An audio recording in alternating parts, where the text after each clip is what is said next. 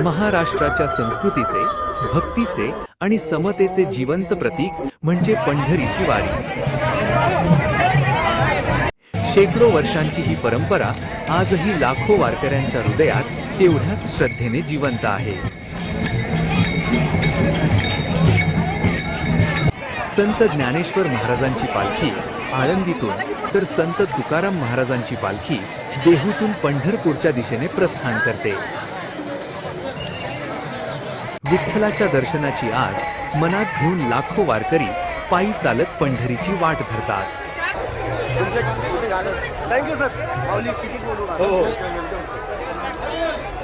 संत ज्ञानेश्वर महाराज आणि संत तुकाराम महाराज यांच्या पालखी सोहळ्याला महाराष्ट्राच्या जनजीवनात अनन्यसाधारण महत्त्व आहे।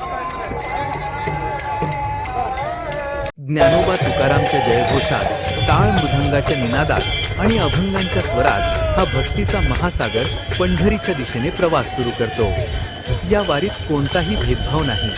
जात, धर्म, श्रीमंती, गरिबी, लहान मोठे असा कोणताही फरक येथे मानला जात नाही। सर्वजण विठ्ठलाचे भक्त म्हणून एकत्र येतात। पंढरीची वारी म्हणजे सर्व वयोगटांना एकत्र आणणारा भक्तीचा महोत्सव।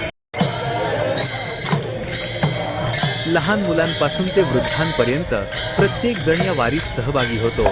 अनेक कुटुंबे पिढ्यानपिढ्या ही परंपरा जपत आहेत। डोक्यावर तुळस, कपाळावर गंध, हातात टाळ आणि मुखात विठ्ठलाचे नाम हीच वारकऱ्यांची खरी ओळख आहे।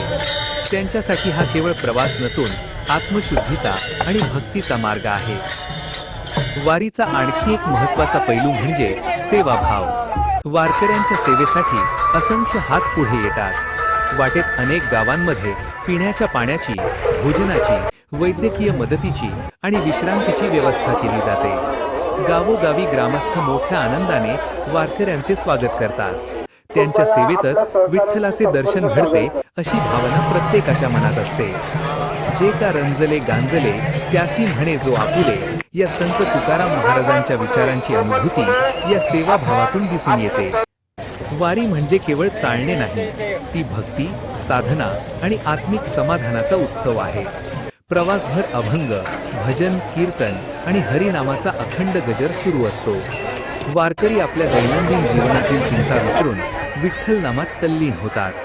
पुण्यप्राप्ती, आत्मिक शांती आणि विठ्ठलाच्या दर्शनाची ओढ यामुळे लाखो पावले वर्षानुवर्षे पंढरीच्या दिशेने चालत राहतात।